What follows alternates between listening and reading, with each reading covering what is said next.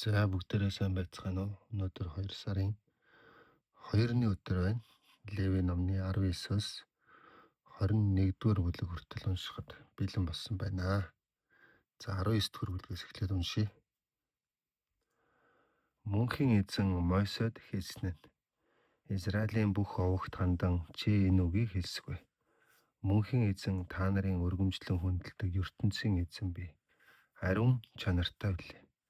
Тийм учраас та нар бас ариун байх ёстой. Хүн бүр эцэг ихээ хүндэлж байх тун. Бас миний тогтоож өгсөн ёсоор 7 хоног бүрийн бям гарагийг миний ариун өдөр болгогдов. Би бол мөнхийн эзэн, ертөнцийн эзэн чинь билээ. Надаас уран ямар нэгэн бурхан шүтэх юм уу, цутгах болон сийлэх мэтийн аргаар бурхан шүтээн урлан хийж үл болно. Би бол мөнхийн эзэн, ертөнцийн эзэн чинь билээ. Мөнхийн эзэн надад эвийн өргөл өргөхдөө миний хүлээн зөвшөөрсөн аргаар өргөж байвал өргөлийг чинь би хүлээн авах болно. Өргөлийн махыг өргөл өргөсөн тэр өдөрт нь юм уу маргааш нь идэж дуусгаж байх тун. 3 дахь өдөр нь үлдсэн махыг юу ч үлдээлгүй шатааж байх тун. 3 дахь өдөр болтол махны үлдэгдлийг хадгалж идэх нь бузар муухай үйл мөн. Тэгвэл би тийм өргөлийг хүлээж авахгүй. Тэрхүү үлдэгдэл махнаас идсэн хүн мөнхийн эзэн миний өмнө өөрийн хийсэн үйл хэргийн үр дагаврыг хариуцах болно. Учир нь гэвэл тийм хүн мөнхийн эзний ариун зүйлийг басамжлан гутаасан учраас миний хүний тооноос хасагдах болно. Ургац хураан авахдаа тарайн талбайг захт нь хүртэл бүү хадаж байх тун. Мөн ургац хадаж байх үед талбайд хаягдсан тарайг буцаж очиод түүн авч үл болно. Цэцэрлэгээс усан үзэн хурахдаа модыг нь юу ч хүү болтол нүцгэлж үл болно. Мөн газарт ойдсон жимсийг хураан авч үл болно. Учир нь гэвэл түүнийг үгээгүй ядуу хүмүүс юм. Өөрсдийнхөө дунд оршин сууж буй харийн хүмүүс зориулан үлдэх хэрэгтэй. Би бол мөнхийн эзэн, ертөнцийн эзэн чинь нэлээ. Хулгай бүүхий, хэнээгч бүү хуурм ихэл, хэндэж бүү худал ил. Миний нэрээр худал андгаа тангараг тавин өөрийнхөө өргөмжлөн дээдэлдэг ертөнцийн эзэн миний нэрийг бузарлаж үл болно. Би бол мөнхийн эзэн билээ. Бусдыг дарлаж мүлжиж эсвэл тонон дээрэмдэж үл болно. Бусдаар хөлсний ажил хийлгэж байгаа бол хөлсийг нь дараагийн өдөр болтол хойшлуулж үл болно. Дүлий хүнийг доромжлон хараач, сохор хүний замд тээг тавьж үл болно. Учир нь гэвэл та нар ертөнцийн эзнээсээ эмээж явах ёстой. Би бол мөнхийн эзэн билээ. Хэрэг явдлыг шүүхтэй шудраг ус байдалд хизээж буу гаргаж байх тун. Тийм үед ядуу хүнийг өрөвдөн ивэл үзүүлж баян хүнээс айж тал засахын аль нь шудраг ус явдал. Ямар ч хүнийг үнэн зөвөөр нь шүүж байх тун. Олны дунд хов хотхон ийш тийш тэнэвчилж үл болно. Бусдын амь настай хамаатай хэрэгт хөнгөн гомгоо хандаж гимгүү хүн цаазаар ахуулах ялын тогтол гаргуулж үл болно. Би бол мөнхийн эзэн билээ. Бусдыг сэтгэл дотроо үзэн ядаж үл болно. Харин бусдын бурууг шууд хэлж байх тун. Тэгвэл тэр хүний гимээс болоод чи бас гим хийж байна. Өөрийн хүмүүсээс өшөө хонзон авч үзэн ядалт үүрлэж үл болно. Харин өрөөл бусдыг өөрийнхөө адил хайрлаж байх тун. Би бол мөнхийн эзэн билээ. Миний тогтоож өгсөн хуулийг үргэлж даган мөрдөж байх тун. 2 өөр төрлийн малыг нийлүүлэн ирлээзжүүлж үл болно. Нэг талбайд нэгэн зэрэг 2 өөр төрлийн үр тарьж үл болно.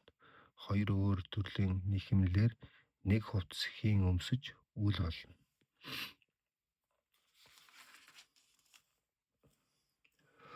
Өөр хүнтэй сүү тавьсан боловч мөнгөө төлөн эрх чөлөөтэй болж амжаагүй байгаа. Боол бүсгүйтэй ямар нэгэн эр хүн хавтвал тэднийг шийтгэх ёстой. Гэхдээ бүсгүй нэгэнд эрх чөлөөгүй учраас тэднийг цаазалж үл болно. Тийм үед боол бүсгүйтэй хавцсан хүн нь мөнхийн эзэн надтай уулзах асар сүмийн үүдэн дээр нөхөн төлөх өргөлд өргөх хуц авчран өргөж байх тун. Сүмийн ариун тушаалтан нь гим хийсэн тэр хүний өмнөөс мөнхийн эзний өмнө хуцыг өргөл болгон уг хүнийг миний таалал нийцгүүц болгоход нь мөнхийн эзэн би тэр хүний хийсэн гмийг уучлах болно. Хянаа оронд очиж сууршин төрөл өөрийн жимсний мод тарсныхаа дараа анхны 3 жилдээ модноос жимс хураан авч идэж үл болно. 4 дахь жилд нь надад талархахын тулд модны бүх жимсийг минийх бөгөөд ариун босон тооцоод сүм давчран өргөж багтав. Харин 5 дахь жилээс эхлэн модны жимсийг хураан авч идэж болно. Миний хэлсэн бүхнийг тийхүү дагвал жимсний мод чинь ариун их ургац өгч байх болно. Би бол мөнхийн эзэн, ертөнцийн эзэн чинь билээ. Цустай махыг хизээж бүйд, мэрэг төлөг хизээж бүү хэрэгэл, эд шид, илб жилб хизээж бүү хэрэгэл, үүнтэй холбоотойгоор духныхаа үсийг хусан сахлаа тайран засчул болно. Нас барсан хүний хойноос гашуудахдаа биедээ мис хөргөн зүсч мөн арьсан дээрээ шивээс тэмдэг тавьжуул болно. Би бол мөнхийн эзэн билээ.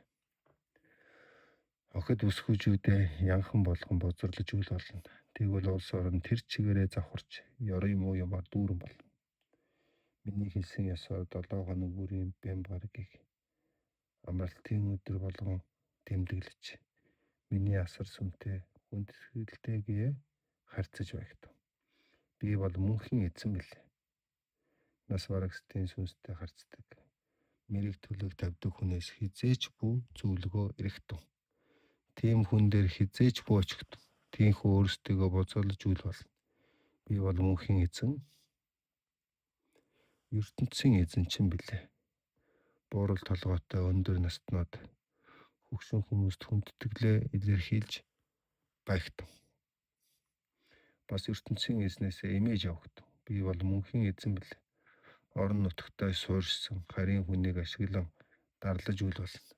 Харин өөрсдийн дунд суурьшсан харийн хүнийг яг нутгийн уугуул иргэдийн адил үзээд өөрийн адил хайрлаж багтав. Учир нь гэвэл та нар хизээ нэгэн цагт Египт нутагт харийн хүн болон амьдарч байсан юм. Би бол мөнхийн эзэн, ертөнцийн эзэн чинь билээ. Аливаа юмны тэнцвэрийг тогтоохдоо уртыг хэмжихдээ, хүндийг жинлэхдээ, тоо хэмжээг нь гаргахдаа хэнийг ч бүү мэхэлж багтав. Гарцаагүй зөв хэмжэр, зөв жинлүр, зөв багтаамж бүхий сав суулгах хэрэглэж багтав. Би бол та нарыг Египтийн нутгаас чөлөөлөн гаргаж авсан мөнхийн эзэн, ертөнцийн эзэн чинь билээ.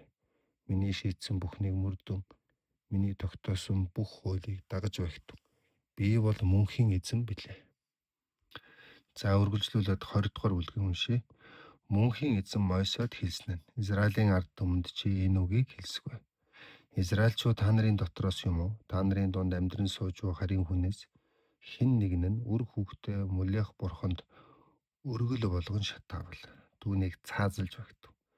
Тийм хүнийг нутгийн оршин суугчид нь чулуугаар шидэн алгах хэрэгтэй. Би өөрөө тийм хүний эсрэг босч түүнийг өөрийнхөө хүний тооноос хасах болно. Учир нь гэвэл тийм хүн хүүхдээ мулях бурханд өргөхдөө миний ариун сүмийг бузарлав. Миний ариун нэрийг гутааж байна. Хэрвээ нутгийн оршин суугчид нь түүнийг мэдсэн хэрнээ нуун дарагдулж цаазаар авалгүй өнгөрвөл би өөрөө тэр хүн болон түүний гэр бүлийнхний эсрэг босч өөрийнхөө хүний тооноос хасна. Би түүнийг болон түүний адил надаас орон мулях бурханыг шүтсэн бүх хүнийг өөрийн хүн биш болсон тооцно. Хүн надаас орон сүнс дуудагч, элб үзүүлэгч дээр очин зөвлөгөө говьл би өөрөө тэр хүний эсрэг босч өөрийнхөө хүний тооноос хасах болно. Тиймээс өөрсдийгөө минийх болгохын тулд ариун амьдарч багтав. Учир нь гэвэл би мөнхийн эзэн, ертөнцийн эзэн чинь билээ. Миний тогтоосон хуулийг даган мөрдөж явагдав. Учир нь гэвэл та нарыг өөрийн болгон авсан мөнхийн эзэн бол би билээ. Эцэг эхээ хараасан хүнийг цаазаар авагдав. Тийхүү эцэг эхээ хараасан хүний хийсэн муу үлийг нь өөрт нь хариуцуулагдав. Өөрөө л бусдын их нэртэй хавтан завхаарсан хүнийг хавцсан дээр эмэгтэйг нь хавд цаазалж багтав.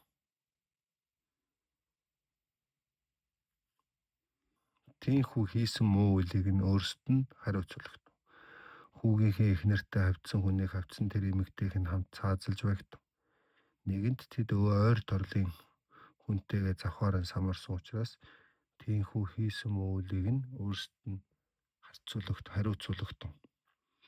Эр хүн өөр эр хүнтэй эм хүний адилаар хавцсан бол хоёуланг нь цаазалж багтав.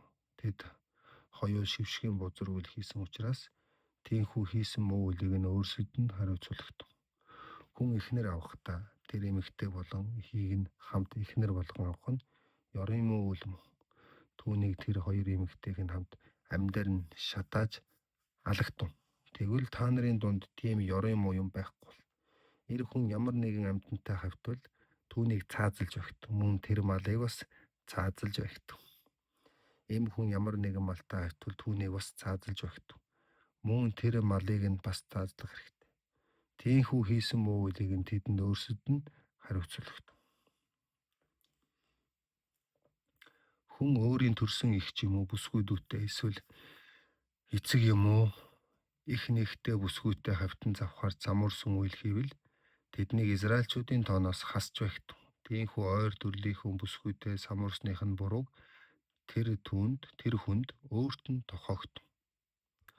Хүн сарын тэмдэгтэй бүсгүйтэй хавцсан бол тийхүү бозор үйл хийснийхэн төлөө тэр эмэгтэй болон хавцсан тэр эрэгтэйг хамтд нь Израильчүүдийн тооноос хасж багтав.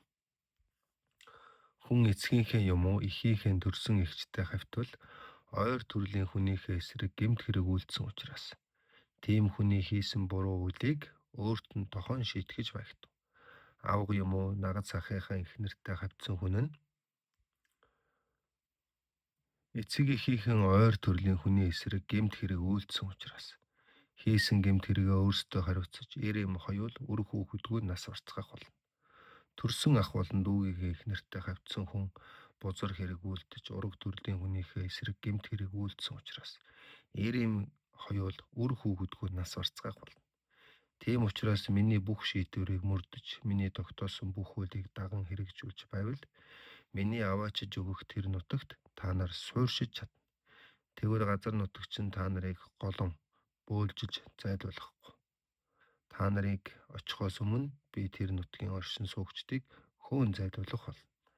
Та нар тэр үндэстнүүдийн уламжлалт зан заншлыг дагаж огт болохгүй. Учир нь гэвэл тэр бүх бузар булаа зан үйлүүдийг хийж байснаасаа болоод л тэд миний жигшил зөвөслийг төрүүлсэн юм. Харин би та нарт энэ үгийг хэлсэн билээ. Та нар тэдний газар нутгийг өөрийн болгон авцгаана. Би та нарт тэрхүү бала бурам мэдээ цагаагаар бэлгсэн нутгийг өмч болгон өгөх болно. Та нарыг олон үндэстний дотроос онцгойлон сонгож авсан мөнхийн эзэн ертөнцийн эзэн чинь би билээ. Тийм болохоор та нар цээртэй цээргүй араатан амт жигүүртэн шуудыг ялгаж салгаж сурагт. Та нарт цээртэй юм гэж юу болохыг би өөрөө хэлж өгсөн учраас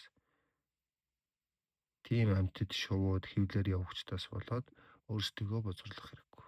Та нар өөрсдийгөө минийх болгон ариун амьдарч багтав.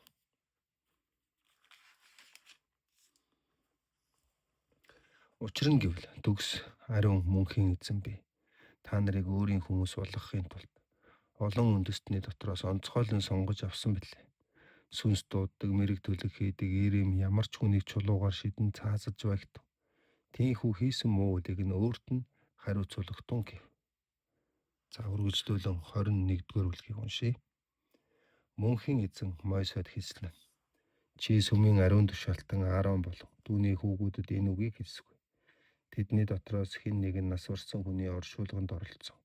Өөрсдийгөө цээртэй болгож үл болно. Зөвхөн хамгийн ойр төрлийн хүн болох эцэг эх, хүү, охин, ах болон эрэгтэй дүү нас барсан тохиолдолд тэд оршуулганд оролцож болно. Мөн эр хүнтэй хавтаж үзээгүй бүсгүйдүү нь тэдний хамт амьдарч байгаад нас барсан тохиолдолд оршуулганд нь оролцсон өөрийгөө цээртэй болгож болох юм. Харин худ ураг болсон хүн нь нас барвал сүмийн ариун тушаалтан хүн оршуулганд нь оролцсон өөрийгөө цээртэй болгож үл болно. Тэд гашуудлын илэрхийлэгтэй толгойхон үсийг тайрч сахлаа гусан арьс мохоо хөтөлж үл болно. Тэд нэгэнд өөрсдийнхөө өргөмжлөнд эдэлдэг ертөнцийн эзнийг болсон учраас ертөнцийн эзний нэрийг гутаахгүй байх ёстой. Учир нь гэвэл тэд мөнхийн эзэн минийхээ өмнө гал дээр өргөл өргөв. ертөнцийн эзэндээ эдээ бодоо өргөл барьдаг учраас ариун байх ёстой юм. Сүмийн ариун тушаалт нь янхан юм уу? Эр хүнтэй урд нь хавтаж узарлагдсан эсвэл эр нөхрөөсөө урд нь салсан бүсгүүдийг гэрлэж үл болно. Учир нь гэвэл миний сүмийн ариун тушаалт нь ертөнцийн эзнийхээ хувьд ариун байх ёстой. Та нар бас сүмийн ариун тушаалтныг ариун тооцож байх ёстой. Учир нь гэвэл тэр хүн л та нарын өргөмжлөн дээдэлдэг ертөнцийн эзэн миний өмнө идэ бодоо өргөн барьдаг үлээ. Та нарыг ариун болгох зорилготой мөнхийн эзэн би өөрөө төгс ариун болов. Хэрв сүмийн ариун тушаалтны охин янхан болж өөрийгөө бозорлон эцгийнхээ нэрийг гутаавал түүнийг амьдаар нь шатааж багтав. Ард олныхоо дунд сүмийн тэргүүн зэрэгт ариун тушаалтан болон томилогдож тэргүүн дээрээсээ тус тутгуулан мэлалгаж ёслолын ариун хувцас өмсөн минийх болсон тэр хүн нь толгойтой өвсөс ихсэлэн уранхай хувцас өмсөн нас орсон хүний шарилд ойртон өөрийгөө боцорлож үл болно. Тэрч байтугай төрсөн эцэг эхийгээ нас орсон үед нь ч шарилд нь ойртож болохгүй. Нэгэнт ертөнцийн эзнийхээ хүн болж толгой дээрээсээ тосоор мэлалгасныхаа дараа тийм хүн миний ариун сүмээс гарч болохгүй. Өргөмжлөн дээдэлдэг ертөнцийн эзнийхээ сүмийг гутааж үл болно. Би бол мөнхийн эзэн битээ. Тийм хүн урд нь эр хүнтэй хавтаж үзээгүй бүсгүйг л эхнэр болгон авч болно. Бэлэвсэн эхнэр урд нь нөхрөөсөө салсан эмэгтэй юм уу эсвэл эр хүнтэй хавтаж өөрийгөө бозорлуулсан болон янхан байсан бүсгүйчүүдийн аль нэгэнтэй нь тийм хүн гэрлэж үл болно. Харин өөрийнхөө овгийн дотроос эр хүнтэй огт хавтаж үзээгүй бүсгүйг л эхнэр болгон авч болно. Тэгсэн цагт тийм хүн үр хүүхдүүдийнхээ нэрийг олны дунд гутаахгүй байх юм. Түүнийг өөрийн болгон ариусгасан мөнхийн эзэн бол би билээ гэв. Мөнхийн эзэн Мойсед хэлсэн нь Ааронд Жэнүүгийг хэлсгүй. Та нарын удмаас өрөөл татуу хүн гарвал тийм хүн өргөмжлөн дээдэлдэг ертөнцийн эзнийхээ өмнө хизээч идэ бодоо өргөн барьж болохгүй. Үүнийг үеийн үед даган мөрдөж багтав. Өрөөл татуу ямар ч хүн өргөл барин намайг өргөмжлөн хөндлөхөөр над руу ойртон ирж үл болно. Үүнд сохор доглон зэрэмдэг нүүртэй зэмдэгтэй гар хөлн гэмтэл согохтой бүх төр нуруутай тарвган хүн эсвэл нүдэн зэрэмдэг арьс өнгөний өвчтөд төмсгөн гэмтсэн ямар ч хүн над руу өргөл барин ирж үл болно. Сүмийн ариун тушаалтан Аароны удмаас гарсан өрөөл татуу ямар нэгэн хүн мөнхийн эзэн надад ойртон ирж өргөл шатааж үл болно. Нэгэн тийм хүн өрөөл зэрэмдэг учраас ертөнцийн эзэндээ идэ бодоо өргөн барьж үл болно.